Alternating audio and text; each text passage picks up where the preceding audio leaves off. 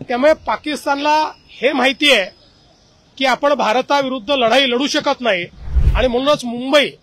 ही देशाची आर्थिक राजधानी असल्यामुळे ती अतिशय वल्नरेबल आहे। आपलं जे सेना बल आहे त्याच्या अधिकाऱ्यांशी आपण थेट बैठक घेतली नव्हती, कारण ते देश सुरक्षित ठेवण्यामध्ये त्या ठिकाणी व्यस्त होते, पण त्यांच्याशी आपलं कोऑर्डिनेशन चाललं होतं। आता आजची जी बैठक आपण घेतली ती या दिवसांमध्ये जो काही आपल्याला एक्सपिरियन्स आला त्यातनं आपल्याला अधिक काय करण्याची आवश्यकता आहे, भविष्यातला आपला रोडमॅप कसा असला पाहिजे आणि आताही आपण कशा प्रकारे अलर्ट राहिलं पाहिजे या दृष्टीनं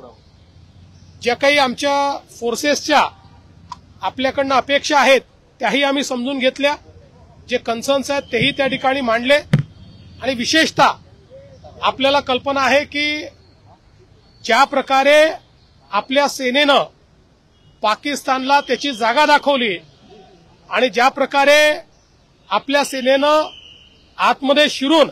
दहशतवाद्यांचे अड्डे नेस्तनाबूत केले, त्यांचे वेगवेगळे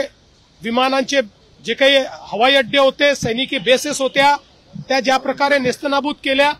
त्यामुळे पाकिस्तानला हे माहिती आहे की आपण भारताविरुद्ध लढाई लढू शकत नाही। अशा परिस्थितीमध्ये ऐतिहासिकदृष्ट्या आपण हे बघितलेलं आहे की अशा परिस्थितीत ते प्रॉक्सी वॉर सुरू करतात आणि वेगवेगळ्या प्रकारच्या घटना त्या ठिकाणी घडवण्याचा प्रयत्न करतात आणि म्हणूनच मुंबई ही देशाची आर्थिक राजधानी असल्यामुळे ती अतिशय वल्नरेबल आहे।